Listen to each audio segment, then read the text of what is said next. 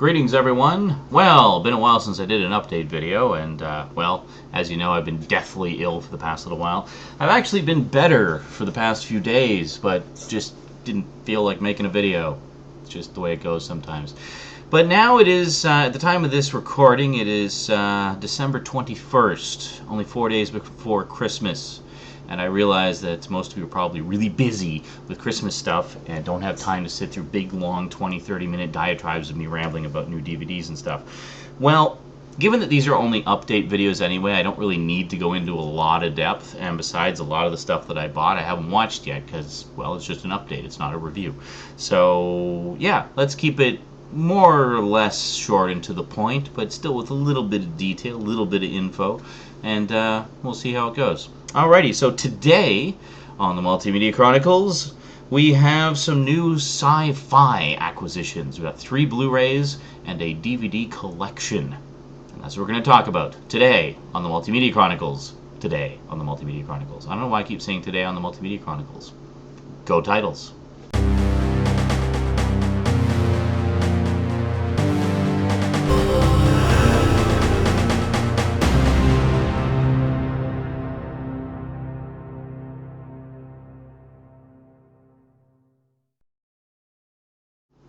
Welcome back.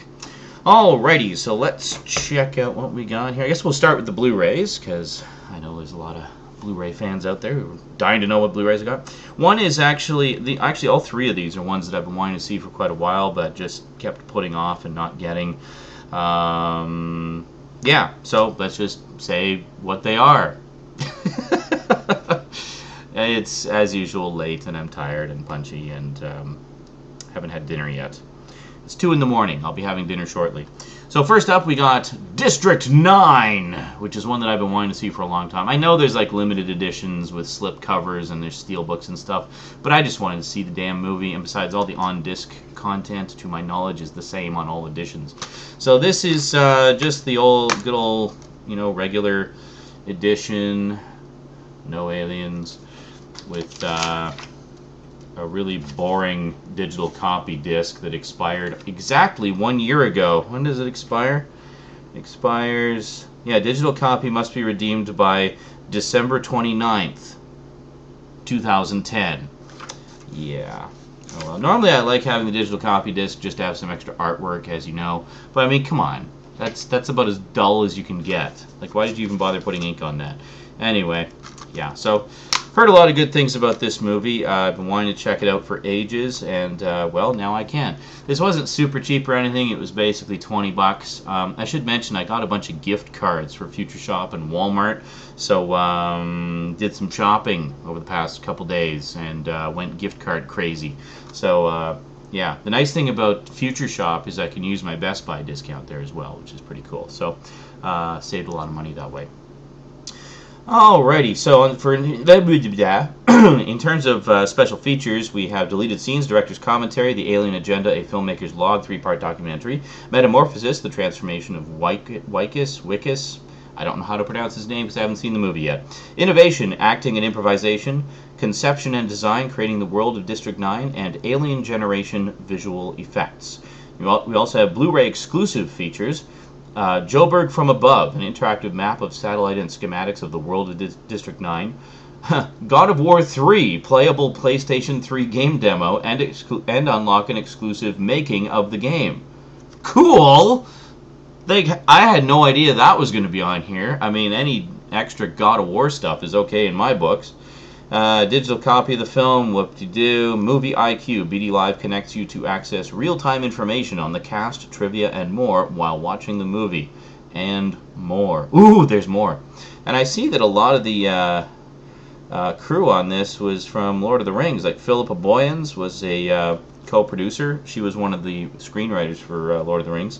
And Peter Jackson actually produced it. It was written and directed by Neil Blomkamp. So, yeah, I'm not familiar with him. But, hey, if it has Peter and Philippa's blessing, then sounds good to me. So, District 9. Definitely looking forward to checking that one out. Next up is 2 movies that came out on Blu-ray a while back.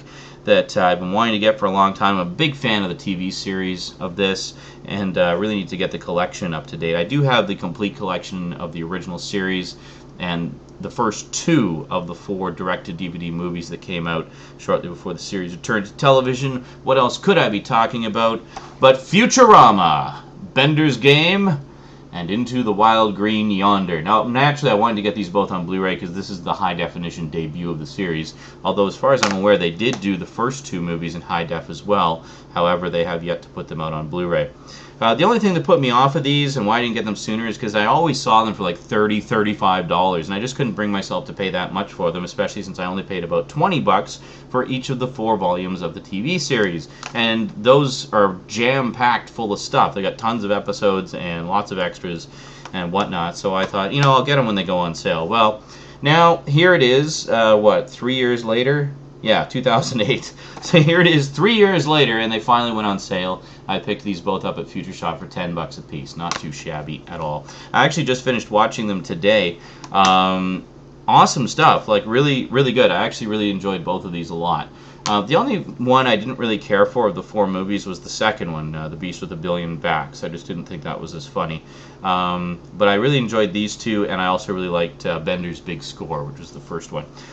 So I do actually have the 4 volumes, the original big box releases, not the scaled down slim pack versions that they have now, or regular keep case editions they have now, of the original series, and that's a great, great set. It's one that I like to sit down and marathon from time to time. I do not have the Blu-rays, the volumes 5 and 6 Blu-rays yet, but they are high on the priority list. I have seen the episodes from volume 5. I watched them basically as they aired. Excuse me, I haven't seen the latest batch of episodes that's in volume 6. So in terms of special features, keeping true to the TV series and basically any Matt Groening release, this is loaded with extras. We have commentary by Matt Groening, David X. Cohen, Billy West, John DiMaggio, Tress MacNeille, Michael Rowe, Claudia Katz, and Dwayne Carey Hill. Blu-ray exclusive, we've got a video commentary, picture-in-picture, which is really cool. It's basically the audio commentary, but you can actually see them recording it and, you know, ribbing each other and stuff, and it's a lot of fun. I watched a bit of that earlier today.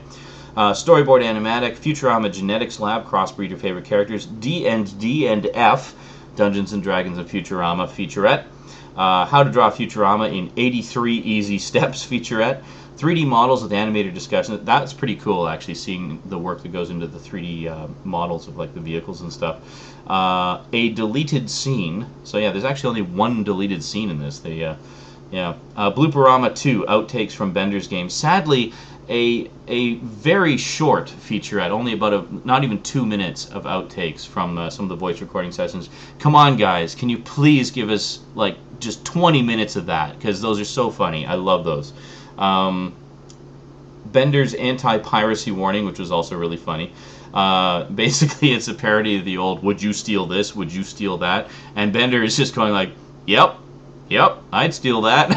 It's like, no matter of fact, I did steal that, and I just stole that too. The narrator just gets more and more exasperated. And then finally, Into the Wild Green Yonder, a sneak peek at the next Futurama epic. So there we go. So then we have, of course, Into the Wild Green Yonder. Oh, I should actually show you. Sorry. I'm apparently watching the disc. Let me just pop it out of the player. There we go. Okay. I'll show you the empty case. There we go. And then with that, we also get these postcards, which are, just put the glasses on here, which are quite nice. I love how they include all kinds of bonus artwork and whatnot with these. I was a little concerned because the Blu-ray case isn't as, you know, art heavy as the DVD version, but I think that's it. Yeah. So you get 4. Yeah, you get 4 postcards, so that's pretty cool. And then and it's hard to put back in the little slip thingy. I'll get it, master. Hang on. Maybe not, master. Get in there. Get in there! I know, that's what she said. Okay, there we go. It's in. We can relax. And then, of course, just a couple of Blu-ray ads, which are, for slightly different movies. And don't ever buy Patton on Blu-ray. I'm going to say that every time that ad appears. Don't ever buy Patton on Blu-ray. It's a wonderful movie. Don't get me wrong. Great Academy Award-winning stuff. George C. Scott, kicking ass. It's a shitty Blu-ray. Don't ever get it. Futurama, Into the Wild Green Yonder. This one, again, very nice disc art. That's the life-filled planetoid that figures quite heavily into the story. Keep your firmware up to date. Then here we actually have, this was kind of nice, the slip cover, or the slip belt thing, whatever, actually has some original artwork on it, which is pretty cool. So here we have, I believe this is a poster that was in the works at the time, so you just see the full pencil sketch that would later be filled out and turned into a poster, which I think is now available on the Futurama website. And then have some different artwork here. I like this one, very Metropolis-like. It's pretty cool. And then this one, we got the naked volleyball game. All the naughty bits cleverly hidden by things in the foreground, of course. I know. What is it? And then just back to the. So again, looks like another 4. So yeah, and that's basically it. But I mean, it's just nice to get some snazzy inserts like that, and always nice to have some additional Futurama artwork. Hold it a second. There we go. This one's a little bit looser, so it's a little bit easier to slide into. Far too many that's what she said in this episode. Okay, there we go. So Into the Wild Green Yonder. And in terms of extras, we have audio commentary by Matt Groening, David X. Cohen, John DiMaggio, Maurice LaMarche, Patrick M. Verone, Michael Rowe, Lee Superzinski, and Peter Avanzino. And again, we have the picture-in-picture video commentary, storyboard animatic, Into the Wild Green Yonder Part 1, docudrama-rama, How We Make Futurama So Good, which is hilarious because it is completely not how they make Futurama at all. and it's quite funny. I like that one a lot. Louder, Louder, the acting technique of Penn Jillette, because Penn Jillette has quite a funny cameo in this. Well, not even cameo, actually, full scene. Golden Stinkers, a treasury of deleted scenes. There's a bunch of deleted scenes on this one. How to draw Futurama in 10 very difficult steps. More 3D models with animator discussion. Bender's movie theater etiquette. And Zap Brannigan's guide to making love at a woman. I love Futurama. I really do. I will get the other 2 sets one of these days and properly complete the collection. But it was great to finally be able to see those 2 movies that I had missed. Now, last but absolutely not least is a TV series that I was absolutely obsessed with in 1987 to 88. Sadly, it only lasted 1 season, but it has the auspicious honor of being story edited and with a lot of scripts written by Joe Michael Straczynski, also known as JMS, creator and primary writer of Babylon 5. And in many ways, this particular show kind of formed the template for the structure that he would later use in Babylon 5. And in fact, apparently he used this show as part of his pitch to the networks to get Babylon 5 made. Because this show also featured a continuing story arc, which sadly was never completed because it got canceled after the first season. But he used it as an example to show a show that he had worked on to say, hey, it worked here, even though it got canceled, but it worked while it was running. I'd like to do the same thing on Babylon 5, but on a bigger scale. And he did, and it was awesome. But anyway, we're not talking about Babylon 5, we're talking about Captain Power and the Soldiers of the Future. The complete series, now at long last available. I have been waiting so long for this to come to DVD. My own personal collection, I actually recorded the show when it was originally on. I have all the VHS releases that they put out back in the 80s. I have most of the original toys. I've got all 2 issues of the short-lived comic book, and I'm not going to say much about it right now because I'm going to do a whole freaking series of videos about Captain Power. So we're going to talk about the DVDs, we're going to show the VHS collection, talk about those, talk about some of the other goodies that I've collected over the years, and just generally my obsession with it. But anyway, at long last, we have it on DVD, and it is a beautiful, beautiful set. Let me just give you a quick look at it here. We do actually have some nice bonus features here. I'll quickly go over them. We have Out of the Ashes, The Making of Captain Power and the Soldiers of the Future, which is a 94-minute documentary interviewing principal cast and crew. It's great stuff. Season 2 Declassified, so you get to find out what would have happened had the series continued. Original TV film, The Legend Begins, which is a re-edited version of some of the episodes into a definitive origin story, which also features some additional footage not in the series, I believe. Cast and crew commentary on 6 of the 22 episodes, photo gallery, and the original trailer. They really don't hype that up enough. The original trailer that's on here is actually the original network pitch trailer, featuring a lot of different actors and different sets and stuff in the roles, basically done as a proof of concept to sell the show. And it's pretty cool. It's a very nice little collector's item.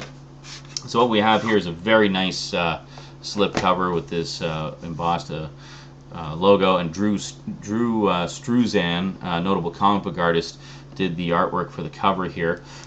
This was actually promotional artwork done at the time of the show, which has been, I believe, released as a poster or used as promotional posters in the past. The inside cover is exactly the same. And then inside, we actually do have a very nice booklet here, which gives you some photos and summaries of the episodes. And the whole thing is on a 4-disc set, so pretty cool.